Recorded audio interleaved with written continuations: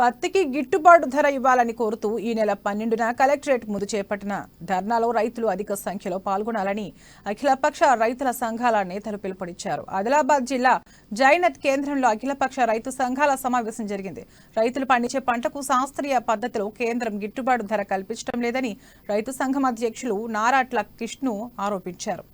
ఈ సమావేశంలో రైతు సంఘం నాయకులు బండి దత్తాత్రి, విజయగిరి నారాయణ, పిడుగు స్వామి, పులివెని గణేష్ యాదవ్, రైతు సంఘం నాయకులు పాల్గొన్నారు.